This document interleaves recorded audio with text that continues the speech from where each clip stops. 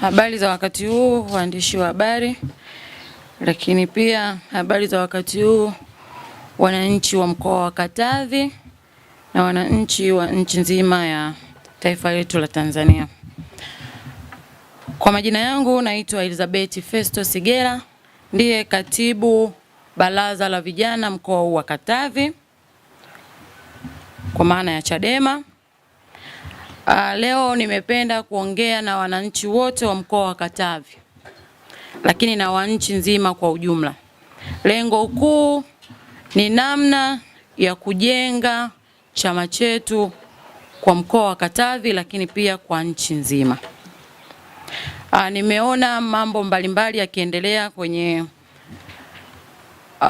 magrupu yetu mbalimbali, kiona watu wakielezea kero zao.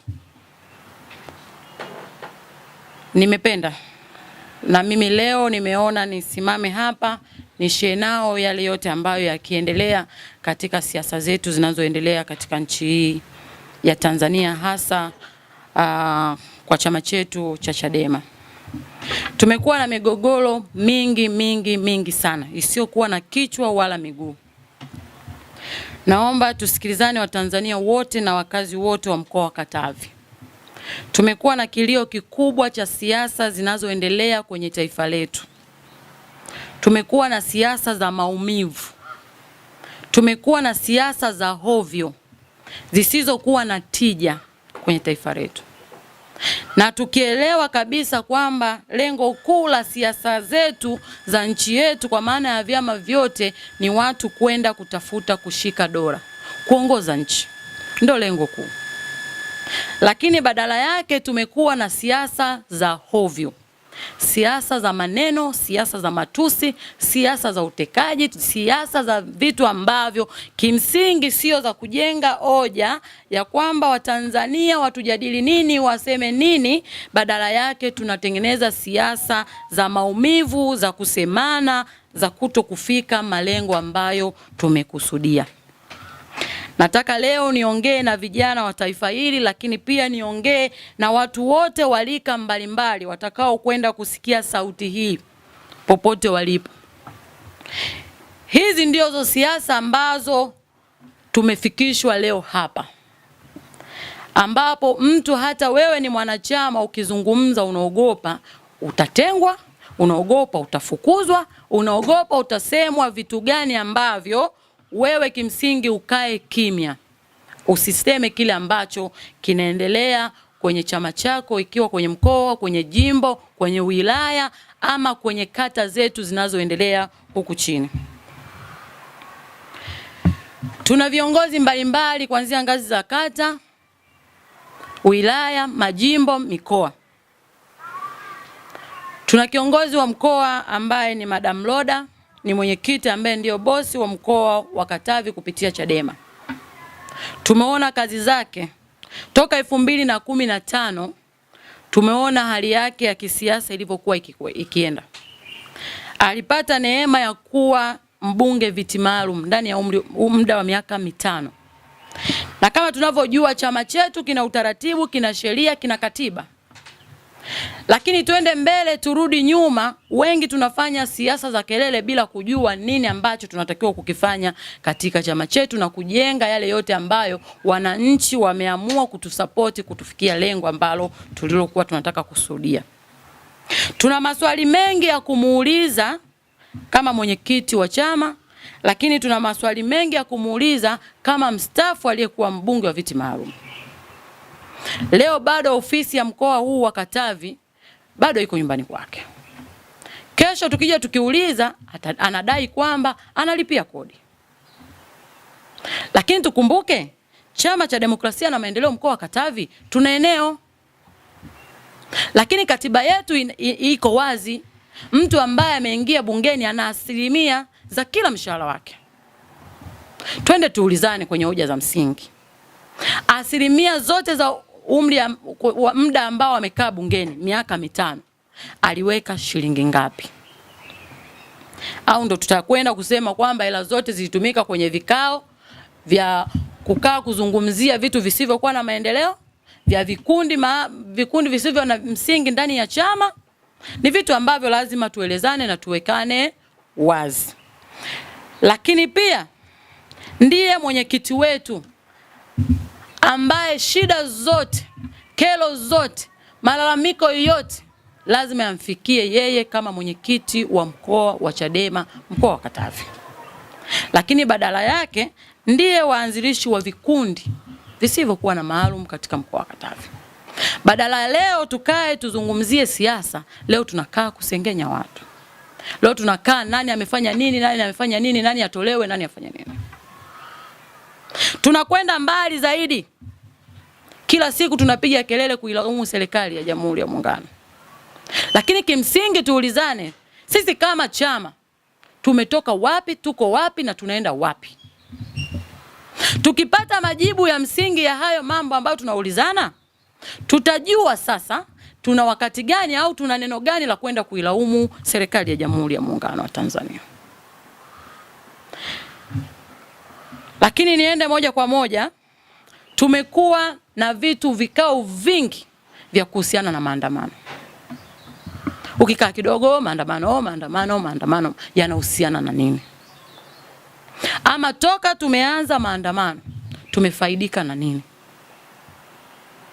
Ikiwa tuna kitabu hapa cha BAVICHA, Baraza la Vijana Chadema, ni sera za vijana ambayo imetuweka wazi kabisa kwamba Baraza la Vijana wa Chadema linaamini kuwa vijana ni rasilimali ya kesho katika ulezi wa familia. Lakini leo tunaamini nini kwenye hao vijana? Badala yao tunapandikizwa chuki zisizokuwa na msingi.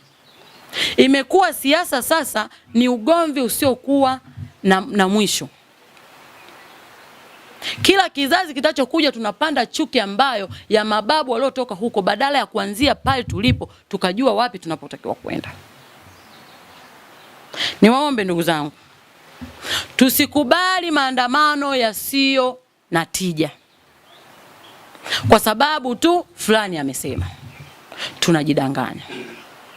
Tumepoteza watu wengi wasio na hatia. Tumepoteza watu wengi, wamebeba maumivu, watu wengi sana. Kuna watu wamekufa, kuna watu hawajaonekana mpaka leo, kuna watu wamepigwa, wameumizwa, kuna watu ni walemavu.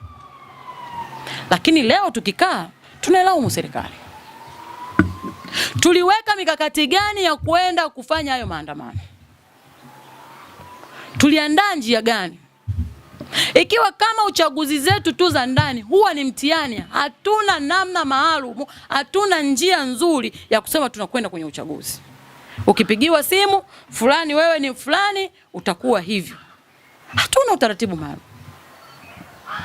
Na ndivyo hivyo tunaleta maafa makubwa kwenye taifa hili kwa sababu tunakuwa hatuna njia maalum ya kwenda kwenye maandamano.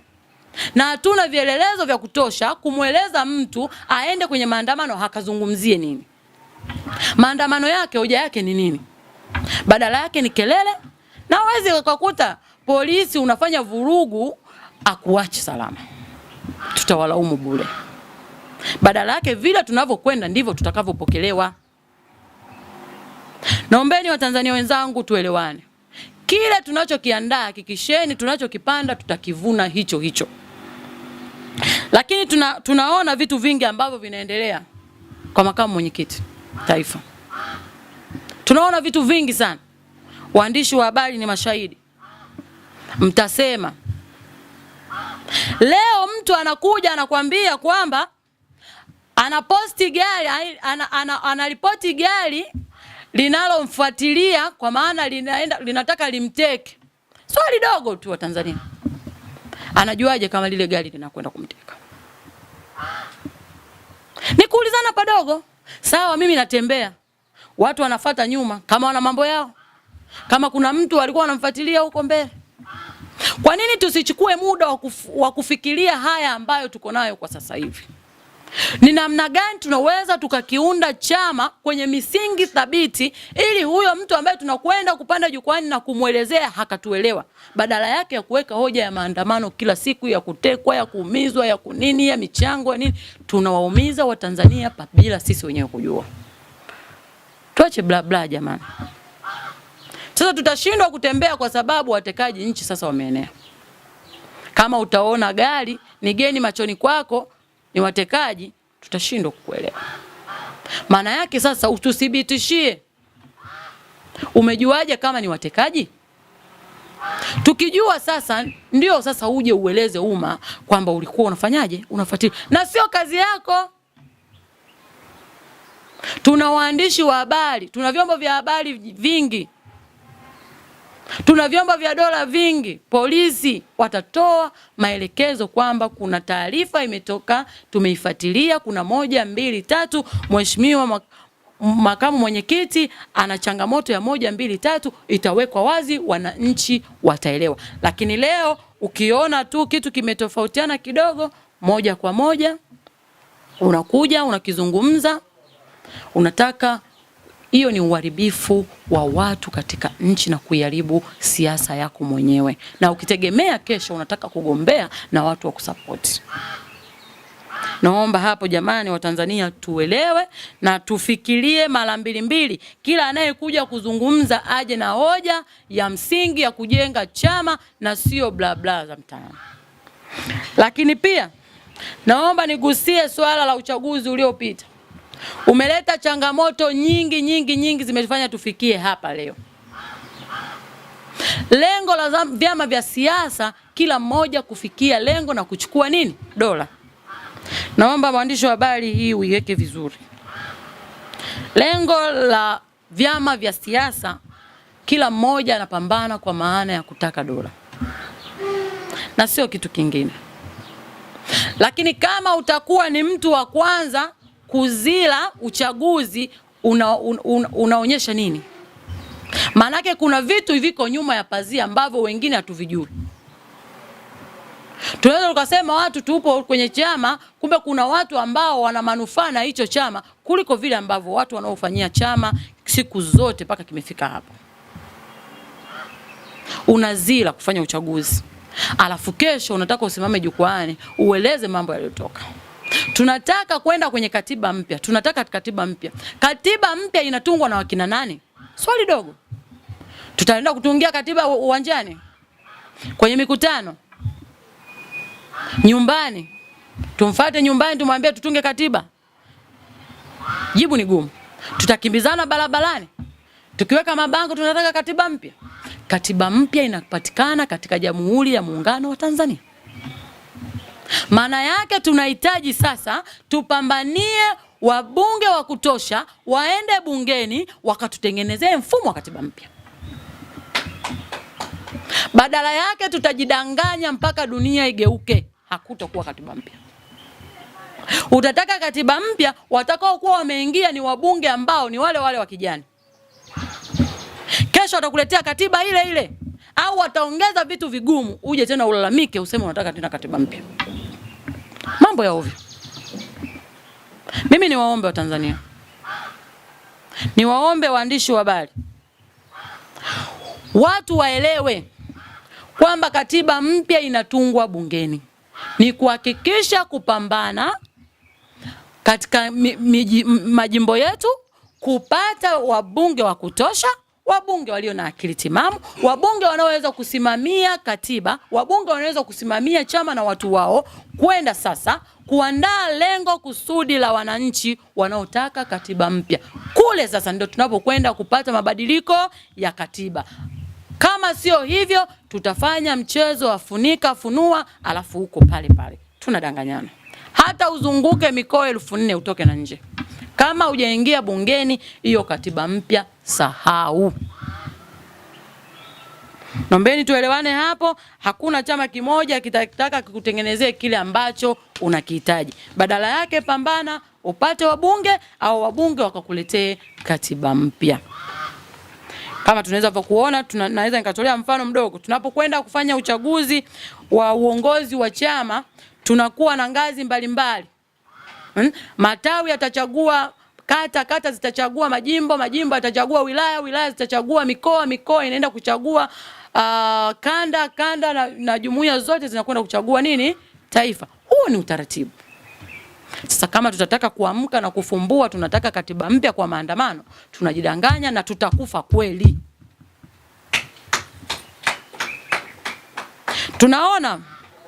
Tunadhani saa hizi kila kitu kiko wazi. Mafunzo ya jeshi yanapopatikana, mafunzo ya polisi yanapopatikana, fikiria maumivu anayoyapata yule mtu akiwa kwenye mafunzo. Alafu aje barabarani na kuelekeze, umletee mambo ya ovyo. Anakufanya nini? Kwa hiyo twende mbele, turudi nyuma. Kuna wakati tutalaumu watu ambao hawapaswi kulaumiwa. Mazingira mazuri tengeneza ya kwako ili ukayalaumu ya mwenzio. Naomba niende kwenye kipengele cha utekaji. Tumekuwa na changamoto kubwa sana. Ukikaa kidogo, taifa inazungumzia utekaji. Yaani hata mtu ambaye hajui utekaji anazungumzia utekaji. Utekaji unatokana na nini? Ni swali, yani kabla hatujaenda kudiscuss hivi vitu ni lazima tuwe tunajiuliza. Kwa nini utekaji unatokea? Kwa sababu zipi? Na kwa nini huyu mtu ametekwa? Na ametekwa kwa misingi gani? Ametekwa wapi? Alikuwa anafanya nini?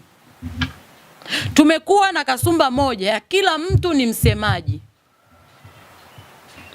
Hakuna chama, hakuna sehemu, hata nyumbani uweze eti kwa sababu mtoto umekuwa na meno au umeanza mambo yako ya mtaani, unataka sasa urudi ndani uwe kama baba mwenye nyumba utazungumza chochote. Kila kitu kina mipaka. Wazungumzaji na ndani ya chama wapo, wazungumzaji kila sehemu wapo. Kwa kila kitu kitakwenda na utaratibu.